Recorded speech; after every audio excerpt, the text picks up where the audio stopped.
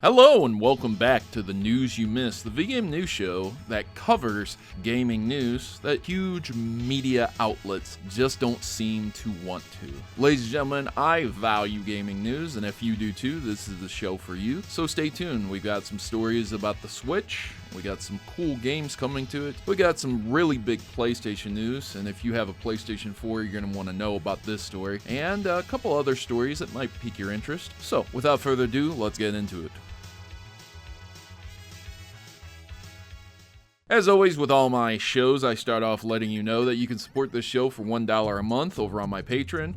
It just supports the show because I don't have ads running on it, and being free means I can talk about anything I want and not have to worry about YouTube censoring me. So if you'd like to keep that going, throw me $1 over on Patreon, and you'll get to see these videos a day early. Now, let's begin the show. So the first news story I wanted to cover is Capcom dropping Arcade Stadium, but that also comes with Ghosts and Goblins Resurrection. That's the one I wanted to talk about first. This game has a classic mode where you can go through the OG Ghosts and Goblins, and this came out a little while ago, so I'm really just piggybacking it on the Capcom Arcade Stadium. But I'm telling you right now, if you think you're good at games, test your skill with this one and you'll be humbled. One of the hardest games I've ever played in my life, and I've played a lot. Which leads into the next story about the Capcom Arcade Stadium. So these are 30 different title packs where you can just get them all, and you can get 3 different 10 title packs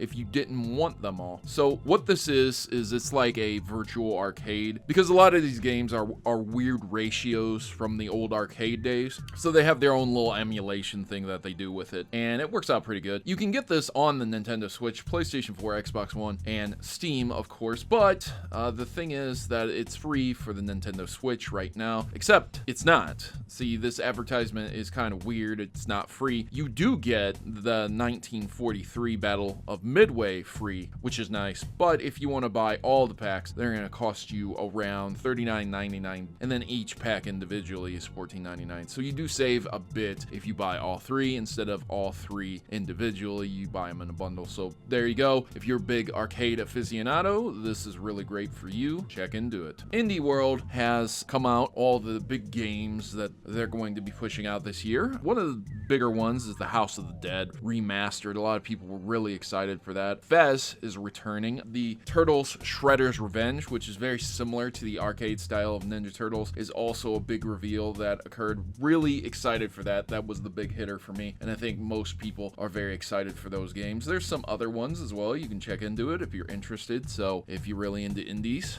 there you go. So there's a rumor that Nintendo Labo could be discontinued, which, I mean, I don't really think it's a rumor, more like it's gonna happen eventually. Mario Kart 8 is now the best-selling racing game in US history, which means there might not be a Mario Kart 9. But I'm okay with that. I have no reason to repurchase a brand new Mario Kart. I would be a-okay if Nintendo just put in more DLC and added more characters to Mario Kart 8 Deluxe. Would you feel the same way? A lot of people are kind of arguing and saying, oh, there's never going to be a Mario Kart 9. That's not true. They'll eventually make another Mario Kart. Of course they will. Speaking of racing games, the retired F-Zero artist says the series is not dead, but without a brand new idea, it's hard to bring back. I want to kind of argue this, but I'm gonna say this, okay? If Mario Kart 8 is the greatest selling racing game, how are you gonna bring out F-Zero, a racing game, and try and rival it? Like, I get F-Zero's a little bit different, but it's still a racing game, and it's still a Nintendo exclusive, so you're competing against yourself, which is probably why Nintendo doesn't want to do it, because they always have other third-party racing games competing against it anyways.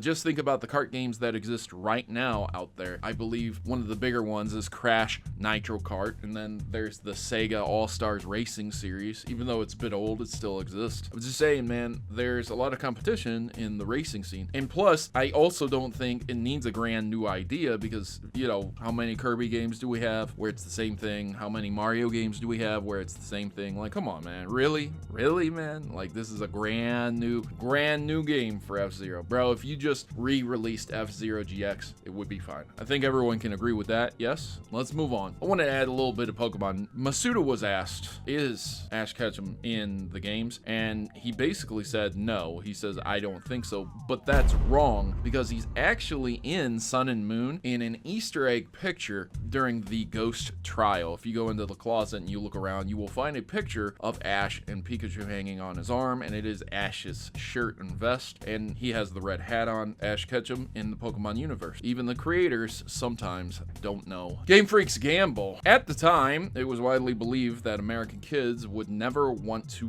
play games with a lot of text, and that there had been cases in the past of RPGs that were big hits in Japan but didn't sell well in the US. And so we thought Pokemon had about a 10% chance of success outside of Japan. But thankfully, that gamble paid off to being one of the biggest video game franchises in the world. It's really, really nice to think Pokemon might not have come out in the West. Insane, right? I want to move forward. Lego Mario firmware update is making him start call out for Luigi. It's weird. A lot of people are saying that this is really bad marketing because they're trying to get kids to beg their parents for another Mario set so that he can be with his brother. I don't know if it's clever. I don't know if it's despicable. I'm kind of in between. Like, you know, if my kid come up to me and she's like, hey, this is Mario here. He's looking for his brother. I'd be like, all right, that's great, but I'm not buying another set. You know what I mean? If I didn't want to buy one, but that's just how I feel. Anyways, what do you think about it? To piggyback on that story, there actually is a Lego Super Mario Luigi starter course as well, which has been accidentally revealed in Amazon China. So yes, there's going to be a Super Luigi Lego course also. So, I mean, as a kid, if I had these Legos, I would absolutely love them. Like, my God, man, I would have gone nuts for this stuff as a child. What do you guys think? You let me know in the comments down below. Nintendo is suing Switch hacker Gary Bowser. This is actually happening. This is the guy who led the team that made flashcards brick people's 3DS back in the day because they didn't want other people selling competing flashcards that were similar to theirs, copied from them. A lot of people don't have mercy on this Gary Bowser guy, but yeah, it does seem that Nintendo of America, Doug Bowser, is going to be suing this individual named Gary Bowser, and I really doubt that he's gonna win. So this is a really bad time for him. Ladies and gentlemen, if you're hacking, remember, don't leave ties to yourself. Don't put out mods where people can link back to you personally. Try to stay as anonymous as possible. And I definitely don't condone hacking, but at the same time, I do have stories that discuss why hacking and modding must exist, and you'll see with the final one today. So, Dr. Doke has finally been added to the naughty XBLA remastered version of Goldeneye via some modding and hacking. Once again, why modding and hacking needs to exist. If you guys didn't know, in Goldeneye, there's this guy named Dr. Doke, and he's a developer of the game itself, put into the game, and he's been re-added to this version that is unlicensed and exists once again through modding. It's a long, convoluted story, but long story short, you might have seen a Goldeneye remastered in the Rare Replay collection if they had the rights to do so, because it exists. It actually does exist. Days Gone is officially coming to PC in May, so that's good if you're interested in that, if you guys like that. But Days Gone creative director and writer John Garvin said that if you love the game and want a sequel, you should buy it at fucking full price. That's gonna be a no from me, sir. I'm sorry. What was your name again? John Garvin. Yeah. If you're gonna tell people to buy the game at full price, maybe you shouldn't do a deal where you have it free when it's on like the PlayStation Plus service. Yeah, I don't know if people are gonna pay for it full price if they get it for free with their online subscription. But hey, that's just me, buddy. Some good news, Tony Hawk's Pro Skater 1 and 2 are coming to the Xbox and will support 120 FPS at 1440p, native 4K at 60 FPS if that's something you like. There is SSD and quick resume. There's spatialized audio, high fidelity atmospheres, and cross-gen progression. That's pretty cool. Both great games. Square Enix says that it's not for sale, denies a lot of acquisition rumors. At some point in time, I don't know why people were saying Square Enix was going to be bought and sold, but it's not. And I wanted to end with one of the worst hot takes I've ever seen on the internet in my life. This individual tweeted this out. People who emulate games should be fined or sent to jail for theft. Emulation is illegal and hurts the industry. I pay for my games, so should you. It's only fair.